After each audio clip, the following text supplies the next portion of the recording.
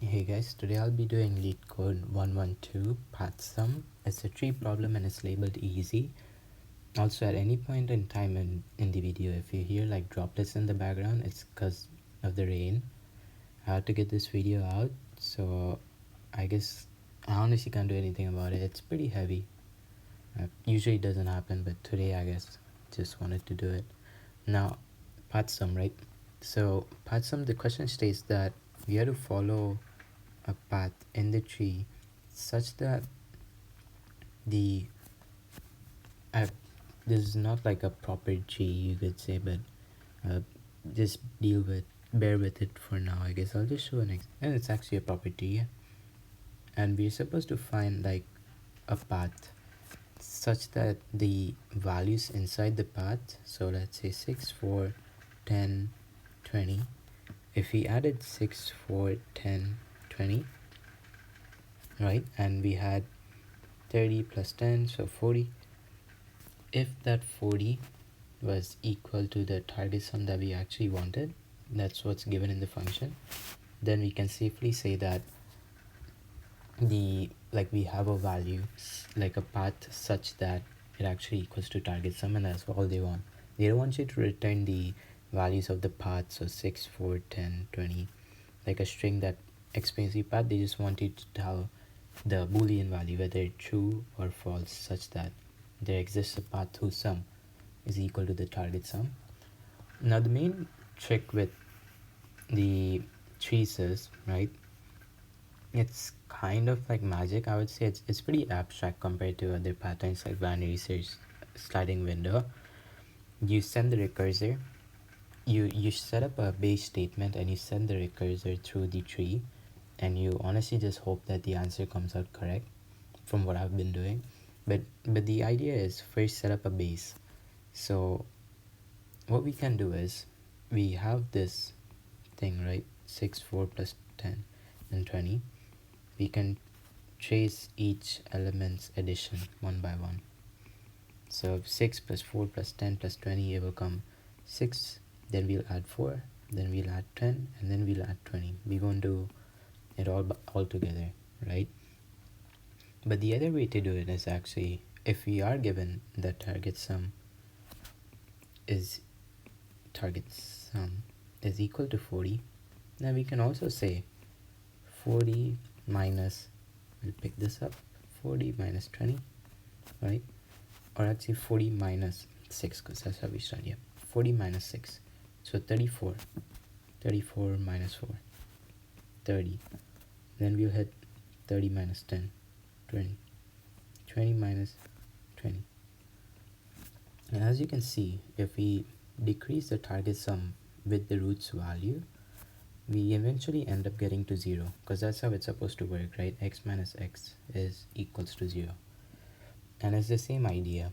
And I would suggest for trees, always have a helper function. I would say it simplifies most of the things. You don't want to confine yourself to just having like recursion within the function given. I would say just always have a helper. It helps do a lot of things. Questions where you feel like you have to keep track of stuff, usually you always need to have a helper.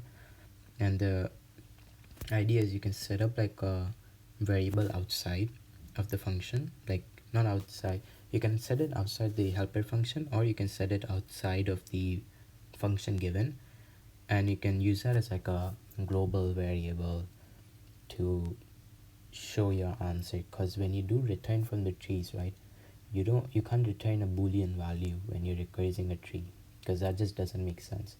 What you do is you store the answer somewhere in a global variable. All right, and that's what makes traversing, that's what makes going through the tree a lot easier, so that you don't have to deal with the idea of holding something. Now, like I said, it's, if we are given a target sum, we have some node, I'll call it node, not root, if we call it, right, and if we've hit a dead end, that's our base case. Always do this base case, never forget this base case. Usually it's always if not node, and then you do it. And a path ends where? A path always ends, okay, so a path's definition is from root to leaf. So this is a path. If we follow this, we come here, that's a path. This, and it always ends at a leaf, right? And what did I say about hitting 0, x minus x equals to 0? Since there's nothing below the tree, we won't be sending target sum minus something, right? We'll always check at the leaf now that, hey, are you a leaf? And if we subtract your value from the target sum, do we get 0? That's it. That's literally the condition that you need. So, are you a leaf? We check that by asking, do you have a left child? No. Then if do you have a right child? And that should also ideally return no. And if it is, that means you have a leaf, right? Leaf. And then we can just say, okay, if target sum minus whatever value you're on, if it is equals to 0, right, then we've hit an answer such that the boolean value is true. Like we found a path, so the boolean value is now set to true, and we just simply return from here because we don't need to return like a height or whatever. We don't really care about that. We just want to set the boolean value, and we'll call this on both ends. So we'll call this on our left subtree, we'll call this on our right subtree.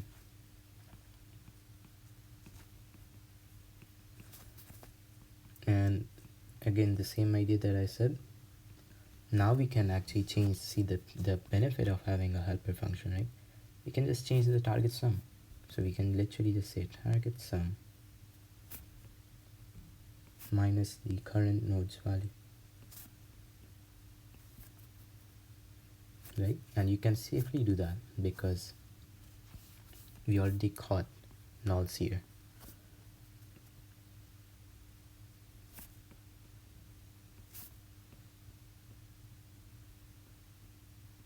Right? And we'll send it to the left. We'll ask, okay, go down the left subtree and carry out this process. Go down the right subtree, carry out this process. If we ever hit the 0, the x minus x condition, then we'll say, okay, we have a path and we have the answer, and that's it. And then at the outside, just call helper, pass in your root, pass in your target sum, and let the function do it all for you. That's the elegant way of doing it with recursion. And then at the end, just return your answer.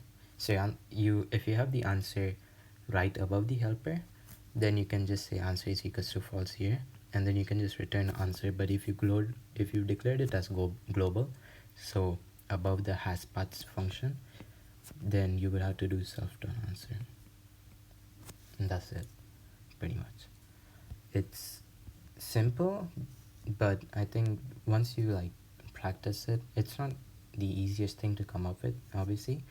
Once you practice it a lot, you should figure it out. I think there was another question actually that is very similar to this. Let me see. It is sum of left leaves. Okay, so LeetCode 404. Try this out. It uses the same idea of a leaf, right? So now get